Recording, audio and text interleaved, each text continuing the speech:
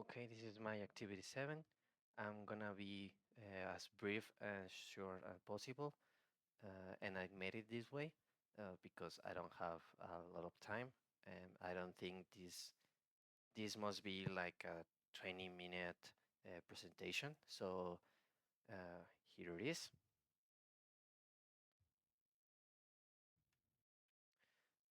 Cultural dimension profiles. In the article, they mentioned a lot of countries, but uh, I focus in only five, being the fifth one my own country. That I I made it up, uh, emphasizing on the topics that the article talked about. So first one is United States. Half states dimension, the power distance. It's in United States is low because individualism is emphasized. Individualism is high, focus on personal achievement, and masculinity moderate, with balance between assertiveness and nurturing. That uh, rolls down uh, to the assumption that men rule the important roles, which is not true. The leadership type of the US is egalitarian and top down. Uh, this aligns with a culture that values individual achievement, uh, IDB, but it still expects clear direction from leaders from top down. Next is Belgium. Power distance is moderate. It respects a hierarchy, but with some consultation. And individualism is also moderate, balance between individual goals and group cooperation. The article describes Brussels or Belgium leadership as consensual and hierarchical. It's kind of mix of the both. This aligns with the previously mentioned power distance and individualism,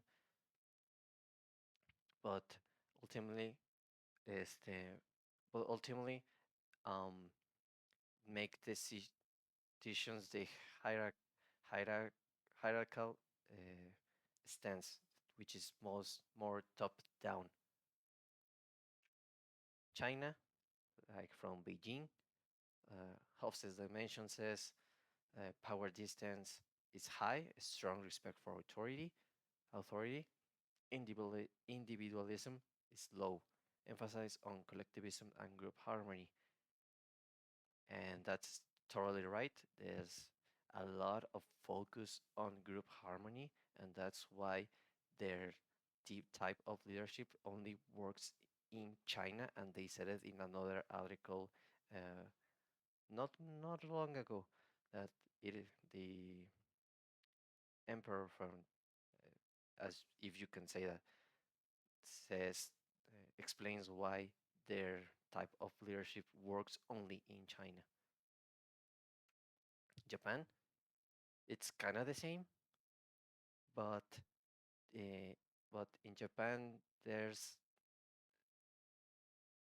are a lot less strict, if you can say that.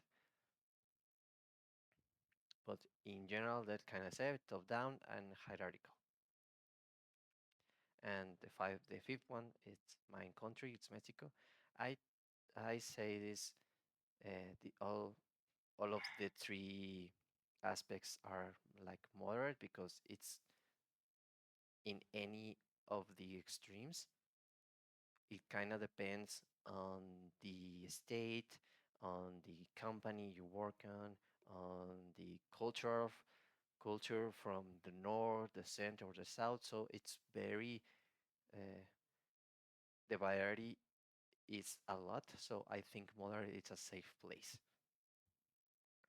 and I choose the U.S. and China to put some advice for improved communication. Americans should be more patient with decision making in China, respecting hierarchy and seeking conscientious take time in China.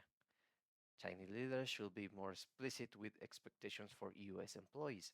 While Americans appreciate direction, they may also expect some explanation and opportunity for input. that's related for the power distance in the US. If uh, you can kind of see where this is coming from. Both sides should use a clear and direct communication, avoiding ambiguity. This is important in any culture, but especially when there are differences in expectations and communication styles.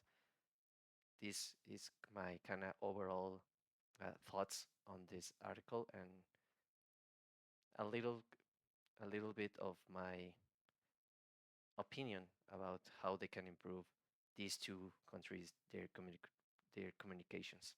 So that's it, and thank you.